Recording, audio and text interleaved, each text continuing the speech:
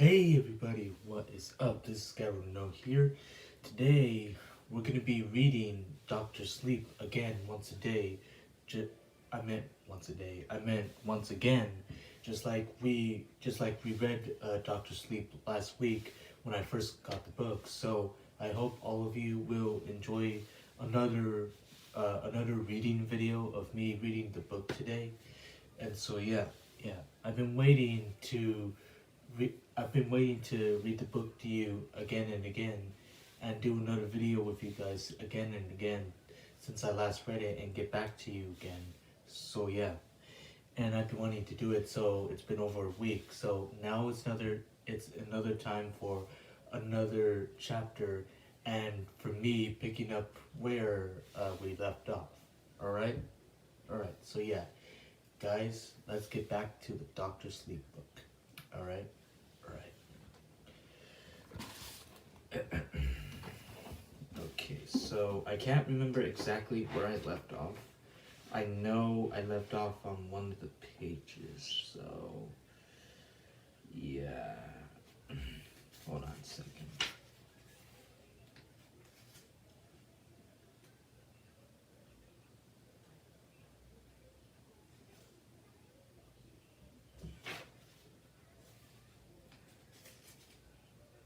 Hmm.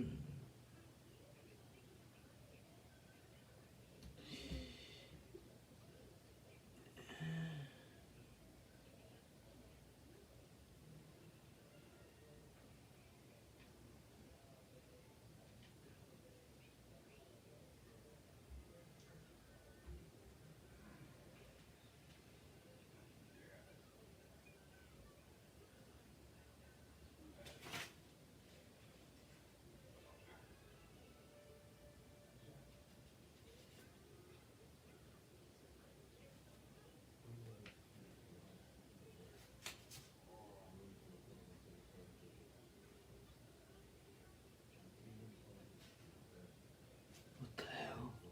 What the hell?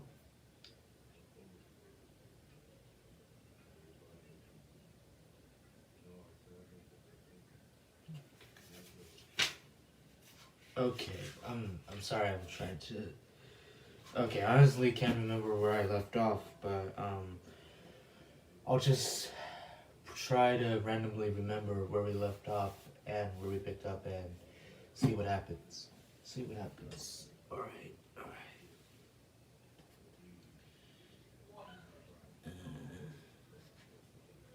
Because,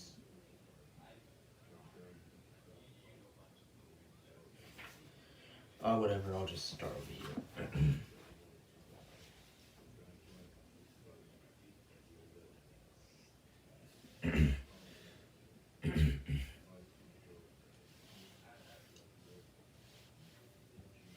For a long time, I believed the old bastard.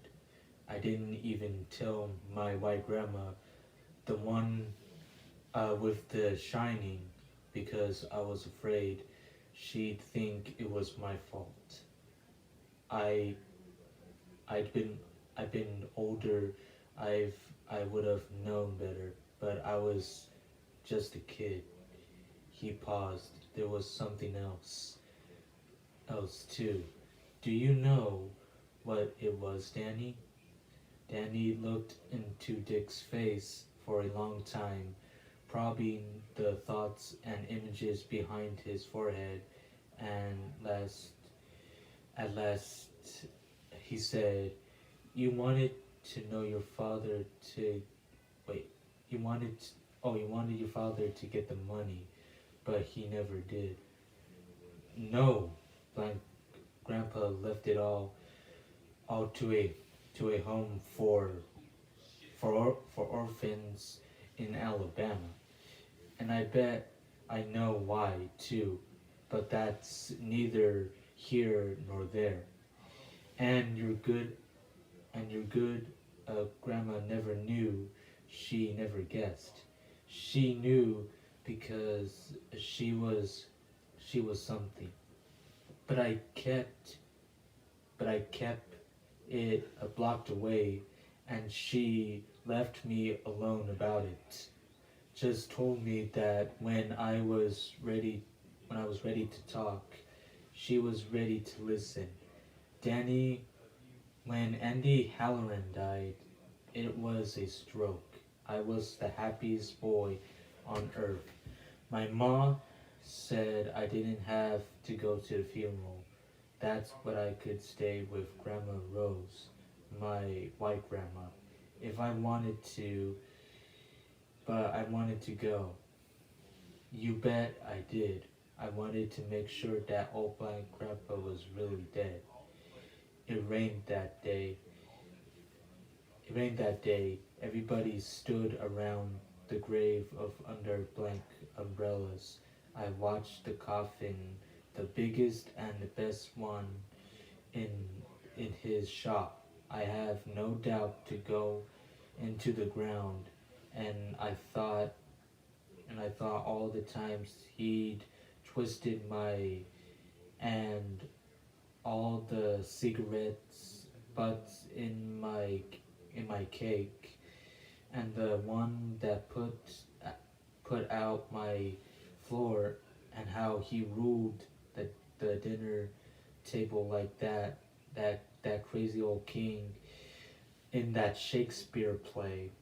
But most of all, I thought about Charlie Manx, who Grandpa had no doubt made up of who cloth, and how Black Grandpa could never call Charlie Manx on the long distance to come in the night and take me away in his fancy car to live with the other stolen boys and girls.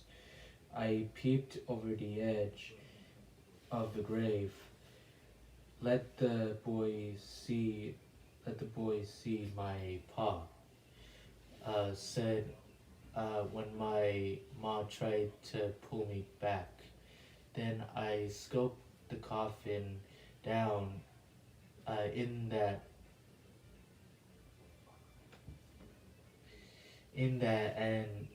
wet hole, and I thought, down there you're 6 feet closer to hell. Wait, wait, did I just read that?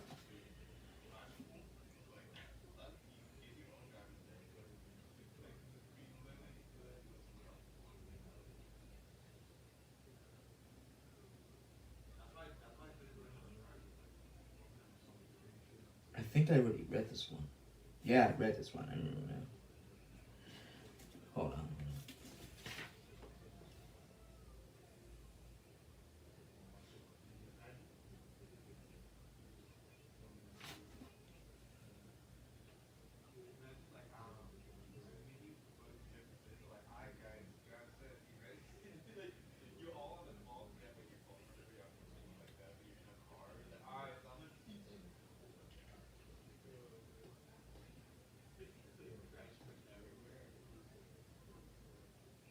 I don't remember reading this.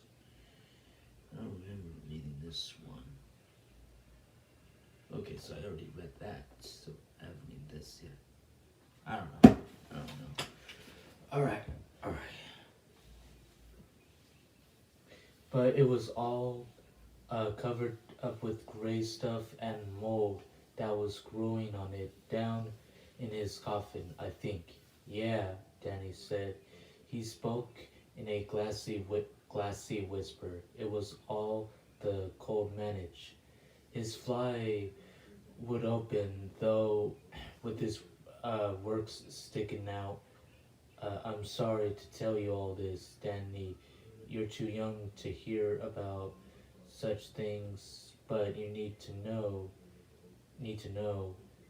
Did you go to the white grandma then? Had to, because I knew what you know. He just kept coming back, not like Danny. Not like Danny. Have you ever been? Have you ever seen dead people? Regular dead people, I mean. He laughed because that sounded funny, and it did to Danny too. Ghosts? a few times. Once there were,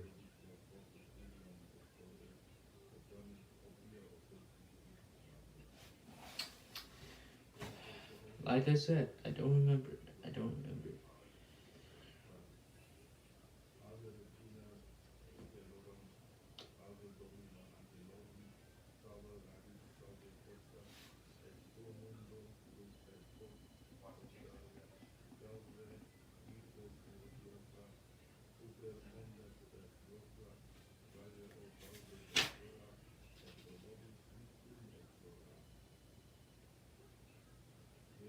Oh, okay. So yeah, I'm right here. I'm right here. I just.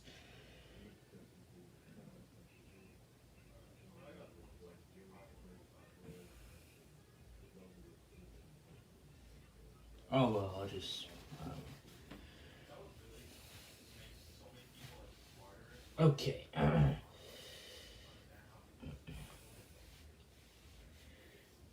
A few times. Once there were three of them standing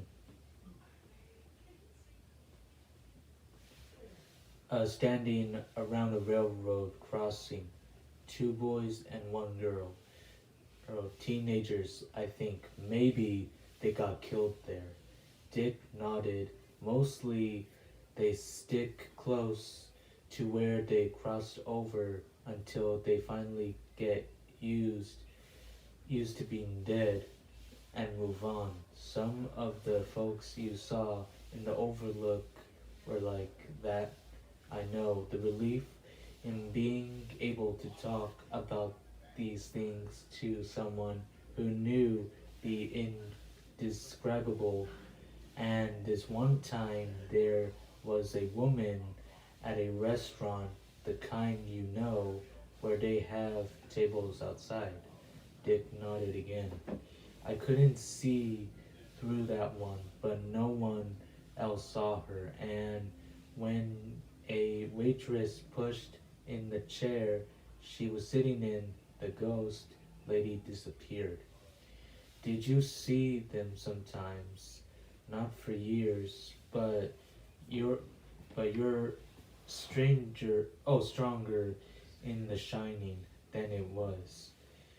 It got back some as you get older. Good, Danny said frequently. But you have plenty left, when you're when you're wait, even when you're grown up. I think because you started with so much, regular ghosts aren't like the woman you saw in room 217. And again, in your bathroom, that's right, isn't it? Yes, Danny said. Miss Massey, Miss Massey's real. She leaves pieces of herself. You saw them. So did Mom. She doesn't. She doesn't shine. Let's walk back, Dick said. It's time that you saw that I brought you. The return to the parking lot was even slower because Dick was winded cigarettes. He didn't. Don't you start, Danny. Mom smokes. She doesn't think I know, but I do. Dick, what did your white grandma do? She must have done something. Because of your black grandpa never got you, she gave me a present. Same like I'm gonna give you. That's what a teacher does when the pupil is ready, learning itself a present, the best one the best one anybody can give you or get. She wouldn't have called Grandpa Andy by his name. She just called him Dick Grinned the pervert. I said what you said. That that that he wasn't a ghost. He was real. And she said yes, that was true. Because I was making him real, which with The Shining, she said some spirits, angry spirits, mostly won't go on from this world because they know what's waiting for them, and even worse, most eventually starve away to nothing. But some of them find food. That's what The Shining is to them. Dick told me, food, you're feeding that pervert. You don't mean to, but you are. He's like a mosquito who keeps circling and then landing for more blood. Can't do nothing about it. What you can do is turn what he came for against him. They were back at the Cadillac. Dick unlocked the doors, then slid behind the steering wheel with a sigh of relief. Once upon a time, I could have walked 10 miles and run another 5. Nowadays, a little walk down the beach and my back feels like like a horse kicked it. Go on, Danny. Open your present. Danny's stripped off the silver paper and discovered the box made of green painted metal. On the front below the latch, it was a little keypad. Hey, neat.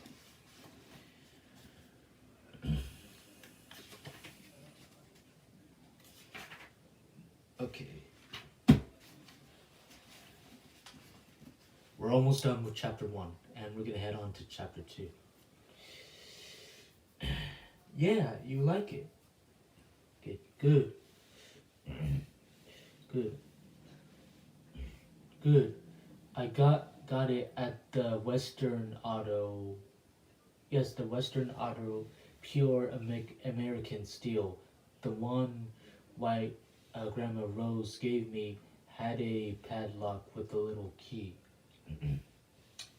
I wore around my neck.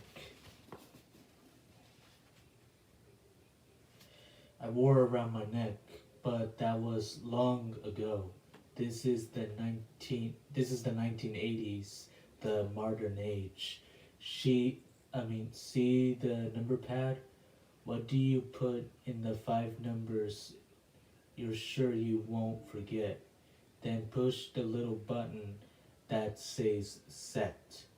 Then anytime you want to open the box, you punch your code.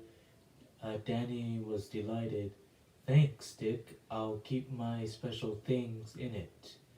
These include the best baseball cards, his Cub Scouts, the compass badge, his lucky green rock, and a picture of him and his father taken on the front lawn of the apartment building where they'd live in Boulder before the overlook, before things turned bad.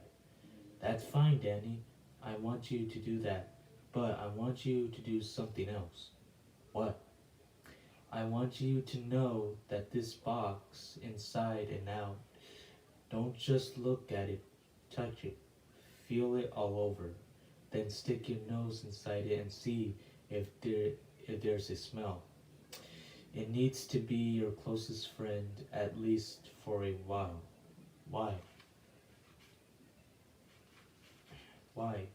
Because you're going to put another one just like it in your mind. One that's even more special, and the next time that messy bitch comes around, you'll be ready for her. I'll I'll tell you just how, like old my grandma told me. Danny didn't talk much on the ride back to the apartment. He had a lot to think about. He held a present, a lockbox made of strong steel, on his lap. I'm tired. Tired. Miss Massey returned a week later. She was in the bathroom again. This time in the tub. Danny wasn't surprised. A tub was where she had died after all. This time he didn't run. This time he went inside and closed the door. She beckoned him forward, smiling. Danny came, also smiling. In the other room, he could hear the television. His mother was watching Three Company. Hello, Mrs. Massey. Danny said, I bought you something. At the last moment, she understood and began to scream. Moments later, his mom was knocking at the bathroom door. Danny, are you alright? Fine, Mom. The tub was empty. There was some goo in it, but... Oh, there was some goo in it. But Danny thought he could clean it up. A little water... Do you have to go? I'll be out pretty soon.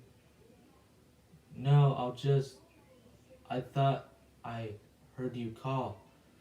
Danny grabbed his toothbrush and opened the door. I'm 100% cool, see? He gave her a big smile. It wasn't hard, now that Miss Massey was gone. The troubled look left her face. Good, make sure you brush the back ones. That's where the food goes and hide. I will, Mom. I will, Mom. From the inside of his head, far inside where the twin of the special lockbox stored on a special shelf, Danny could hear muffled screaming. He didn't mind. He thought he would stop soon enough, and he was right. 2 years later, on the day before Thanksgiving, break halfway a deserted stairwell of the Althea Elementary, Horace Adair went. Alright.